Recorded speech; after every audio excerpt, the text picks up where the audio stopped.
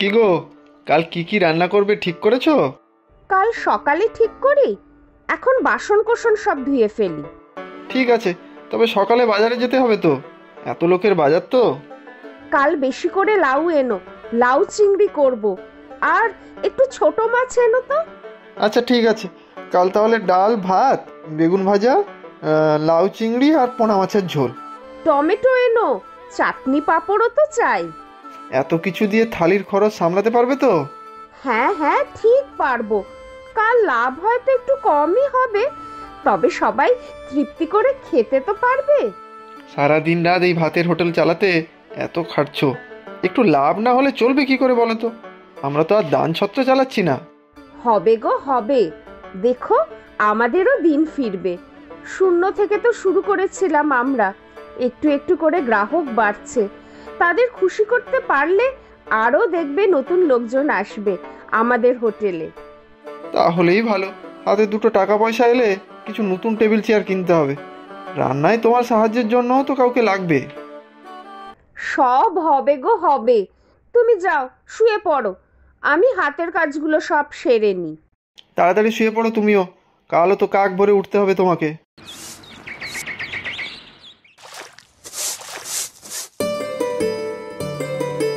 ও বৌদি, বৌদি, ও তুমি দিদি, এসো গো। আজ দুপুরে কি রান্না করছো? আজ কিন্তু আমার এক অতিথি আসবে তোমাদের হোটেলে খেতে। ওমা, খুব ভালো কথা গো। কে আসবে দিদি? আমার মা আসবে, 2-3 দিন থাকবে এখানে। কি মজা গো তোমার দিদি, তাহলে কতদিন পর মাকে দেখবে বলো। হ্যাঁ, এখানে একাই থাকি তো, মা বাবাও বাড়িতে বসে সব সময় আমার জন্য দুশ্চিন্তা করে। সে তো হবেই, তোমার চাকরি এখানে, সারা বছরই তো এখানে থাকো। আচ্ছা দিদি, তোমার বাবা মাকে তো এখানে এনে রাখতে পারো। না বৌদি, বাবার শরীর ভালো থাকে না, বাড়িতে থাকলে দেখাশোনা ভালো হয়। আচ্ছা দুপুরে কি খাবে বলো, আজ কিন্তু লাউ চিংড়ি বানাবো। লাউ চিংড়ি?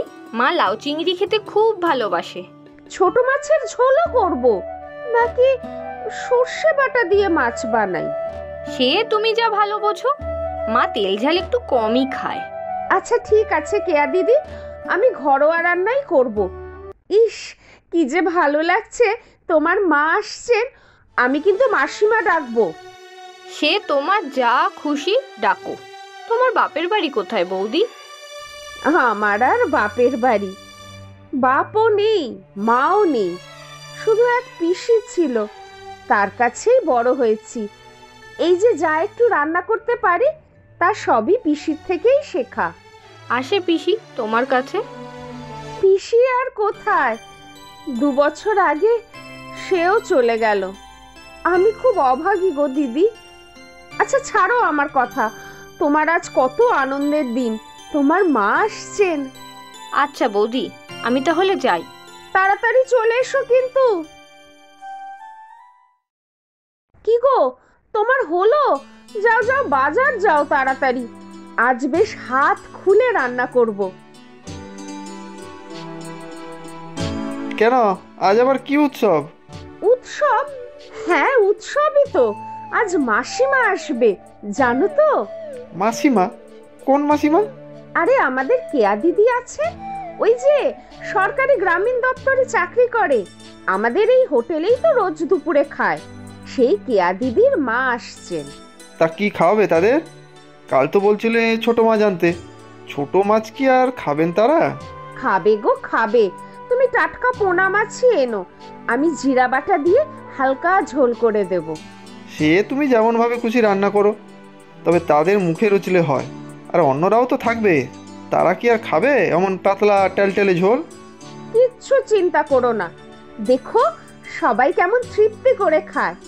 এখন তুমি তাড়াতাড়ি যাও তো দেখি, সব মনে করে নিয়ে এসো কিন্তু। আর হ্যাঁ, একটা চালতা এনো, চালতার চাটনি বানাবো নারকোল কোড়া দিয়ে। আচ্ছা ঠিক আছে, যাচ্ছি আমি। কি যে করিস তুই, রোজই তো হোটেলেই খাস, আজ তো আমি এসেছি, একটু নিজের হাতে রান্না করে খাওয়াতাম। হুম, সেটি হচ্ছে না। তুমি কি এখানে রান্না করতে এসেছো নাকি? 2 দিন তো মাত্র থাকবে, নো রান্না বাড়ি। ওই বৌদির ভাতের হোটেলে খাবো আর দুজনে খুব গল্প করব। পাগলি কোথাকার, রান্না করতে করতে কি গল্প করা যেত না? কোথাকার কোন সস্তা হোটেলে রোজ খাস? নিশ্চয়ই খুব নোংরা হবে। কি যে বলো মা, বৌদির হোটেলে নোংরা প্রশ্নই ওঠে না। দাদা বৌদি দুজনে মিলে ঝাঁ চকচকে করে রাখি সব সময়। তা হোক, খাওয়ার তো ওই পদ, রাজ্যের তেল মশলা দিয়ে। না মা, আজকে খেয়ে দেখবে কেমন ভালো রান্না। তবে তেল মশলা খুব কম থাকে, অনেক বয়স্ক লোকও তো রোজ খায় ওখানে। সে ঠিক আছে, তবে রোজ রোজ হোটেলে খাওয়া। কি করব মা, সকালে উঠেই তো অফিসে দৌড়তে হয়, রান্না করব কখন? তাও তুমি আসবে বলে একদিনের ছুটি নিয়েছি। কাজের খুব চাপ জানো তো। তোর বাবার শরীরটা ভালো নেই, না হলে আমিই থেকে যেতাম তোর কাছে কটা দিন। বাবাকে দেখতে যেতে খুব ইচ্ছা করে জানো তো মা, এখন ছুটির খুব সমস্যা। না হলে কি আর করবি, দেখ দিন পাঁচেকের জন্য যদি ছুটি পাস। পরের মাসে দেখছি। কোথায় গো, তোমার রান্না হলো? দু একজন কিন্তু খেতে চলে এসেছে। এই তো চাটনিটা শুধু বাকি, তুমি যারা চলে এসেছে তাদের শুরু করিয়ে দিতে পারো। আর শোনো, মাছ কিন্তু গোনাগুনতি, 2 পিস করে দেবে। আর শুক্তো দিয়ে শুরু করো কিন্তু। আচ্ছা ঠিক আছে, শুক্তোও করেছো আজ? কিছুই তো বাদ দিলে না, খরচে পোষাতে পারবে তো? খুব পোষাবে, 2-1 দিন একটু বেশি পদ করলে রোজকার গ্রাহকরাই খুশি হবে। কিন্তু কেয়া দিদি আর মাসিমা এখনো এলো না। আসবে আসবে, এখনো আসার সময় চলে যায়নি। কিন্তু বেলা তো কম হলো না, দেরি করে খেয়ে মাসিমার আবার শরীর খারাপ না হয়। এই নাও, লেবু কেটে দিয়েছি, আগে নুন লেবু দিয়ে দাও, তারপর শুক্তো আর বেগুন ভাজা।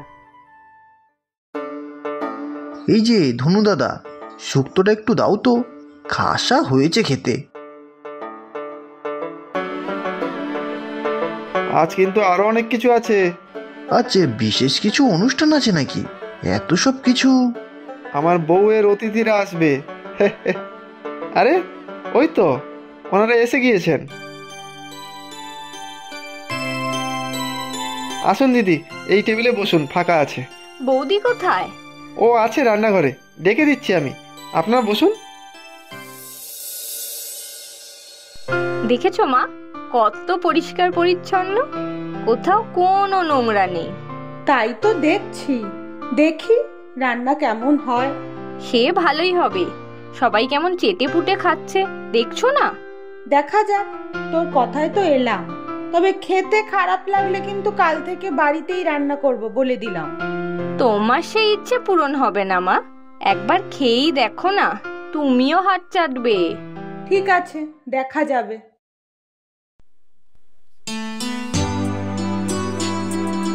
ওমা দিদি, তোমরা এসে পড়েছো। কেমন আছেন মাসিমা? থাক থাক, আজকাল এসব কেউ করে না। কি যে বলেন, আপনি আমাদের গুরুজন, আপনাদের আশীর্বাদ না হলে চলবো কি করে? তোমাদের পরিচয় পরে করো বৌদি, খুব খিদে পেয়েছে যে। এই দেখো কত বেলা হয়ে গেছে কথায় কথায়। ওগো, কই গেলে? কেয়া দিদি আর মাসিমার খাবারটা এনো। বসুন মাসিমা একটু। আজ কি কি করেছো গো বৌদি? ওই যে লাউ চিংড়ি করবো বললাম তোমাকে সকালে, এছাড়াও শুক্তো, বেগুন ভাজা আর জিরে বাটা দিয়ে পোনা মাছের ঝোল করেছি, চাটনিও করেছি। বাবা, এ তো অনেক পদ, এত কিছু একাই করো বুঝি? হ্যাঁ মাসিমা, ছোট ব্যবসা, এখনো তো সেই রকম রোজগার নেই, টাকা বাড়লে তখন দেখা যাবে।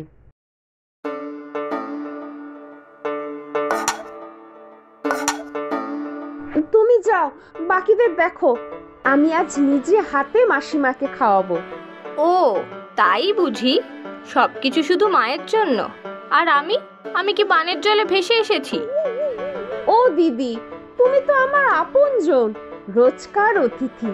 মাসিমা যে আমাদের বিশেষ অতিথি। নিন মাসিমা, শুরু করুন। উফ, কি বানিয়েছো গো বৌদি, দারুণ দারুণ। কি মা বলো? বলো কেমন হয়েছে? কেমন হয়েছে মাসিমা? আমি কিন্তু বেশি তেল মশলা কোনো রান্নাতেই দেইনি।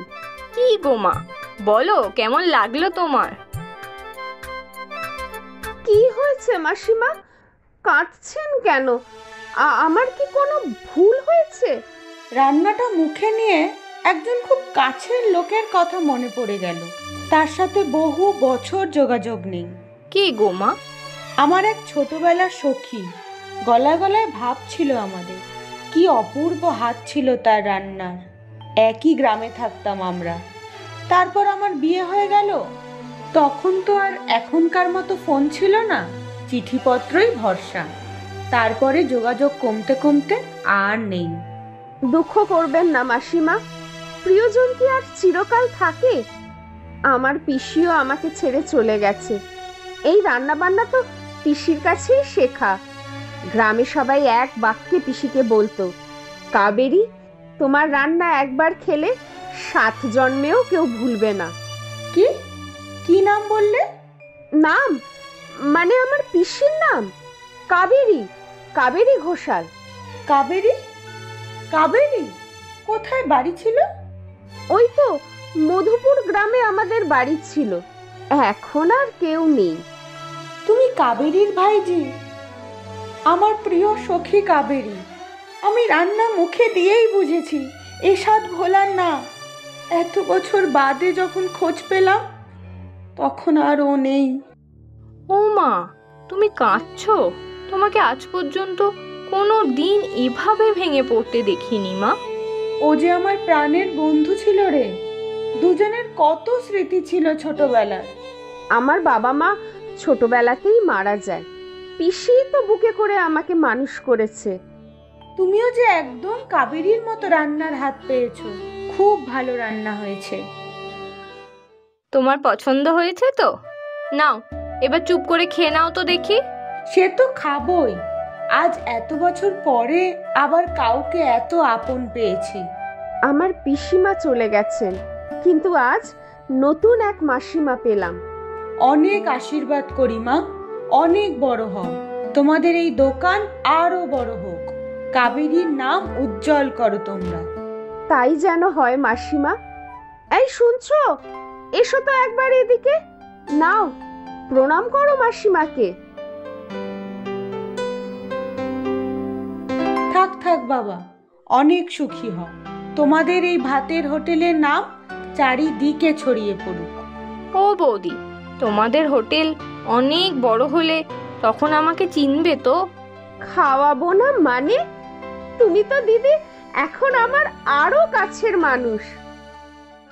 তাহলে বন্ধুরা, আজকের গল্প এখানে শেষ। আশা করি তোমরা সবাই খুব মজা পেলে। যদি গল্পটা ভালো লেগে থাকে তাহলে লাইক করো, সাবস্ক্রাইব করো আর অবশ্যই ঘন্টাটা বাজাতে ভুলো না, যাতে নতুন নতুন মজার গল্প তোমরা সবার আগে দেখতে পাও। আবার দেখা হবে পরের এপিসোডে নতুন হাসি, নতুন অভিযান আর নতুন বন্ধুদের সাথে। ততক্ষণ পর্যন্ত হাসি খুশি থেকো আর স্বপ্ন দেখতে ভুলো না। Bye bye, tata.